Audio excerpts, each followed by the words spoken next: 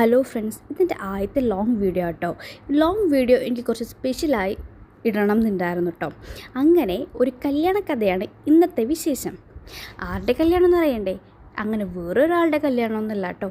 എൻ്റെ ഒപ്പം 20 കൊല്ലം ഉണ്ടായ എൻ്റെ രേഷ്മയുടെ കല്യാണമാണ്, എൻ്റെ ബെസ്റ്റ് ഫ്രണ്ട്. അവളുടെ കല്യാണം ഏപ്രിൽ 26 ആയിരുന്നു കേട്ടോ.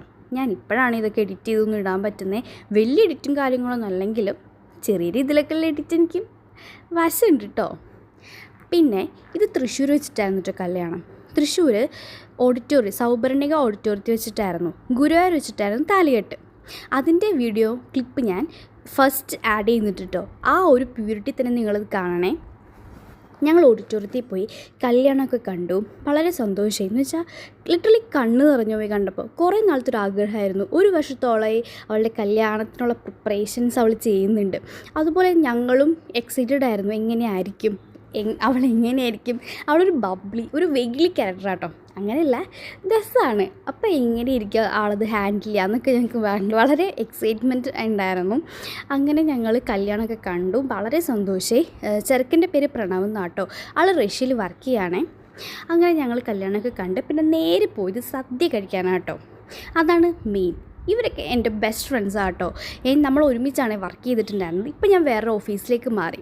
ഞങ്ങളങ്ങനെ സദ്യ കഴിക്കാൻ പോയി. ഓരോ വിശേഷങ്ങളൊക്കെ പറഞ്ഞ് ഇരുന്നപ്പോഴേക്കും ഇല വന്നു, ഉപ്പേരി, കായ വറുത്തത്, വെള്ളം, അങ്ങനെ പല പല കറികളൊന്നും കേട്ടോ. എനിക്ക് സദ്യ ബേസിക്കലി ഇഷ്ടമാണ്.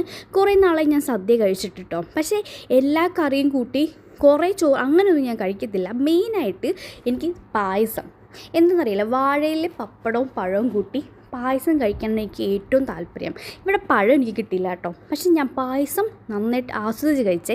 ഞാനാണെന്ന് തോന്നുന്നു 2-3 ട്രിപ്പ് പായസമൊക്കെ വാങ്ങിച്ച് കഴിച്ചത്. എല്ലാ തരം കറികളും ഉണ്ടായിരുന്നു കേട്ടോ. പുളിശ്ശേരി ഉണ്ടായിരുന്നു, പുളിയിഞ്ചി, കൂട്ടുകറി, അച്ചാർ, തോരൻ, അങ്ങനെ എല്ലാ തരം കറി ഉണ്ടായിരുന്നു കേട്ടോ. ആദ്യം വിളമ്പിയത് പരിപ്പ് കറിയാട്ടോ. പിന്നെ വെള്ളക്കറി, അങ്ങനെ എനിക്ക് പേരറിയാത്ത കുറേ കറികളുണ്ടായിരുന്നേ. പിന്നെ ഞാൻ ചോറ് ഒഴിച്ചു, സാമ്പാർ, അങ്ങനെ വേറെ കുറേ കറികളൊന്നും ഞാൻ ആഡ് ആക്കാറില്ല കേട്ടോ. അങ്ങനെ അധികം ചോറ് കഴിക്കാത്ത ഒരാളാണ് ഞാൻ. അങ്ങനെ ലാസ്റ്റ് എല്ലാം കൂടി ഞാൻ കുഴച്ച് കഴിക്കാൻ തുടങ്ങി.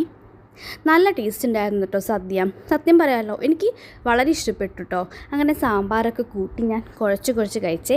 അപ്പോൾ അവിടെ വെച്ച് കണ്ടുകൂട്ടിയ ഒരു കുഞ്ഞി കുസൃതി വാവ കേട്ടോ. ഞാൻ കഴിക്കുന്നതൊക്കെ നോക്കിയിരിക്കുന്നുണ്ടായിരുന്നു അവൾ.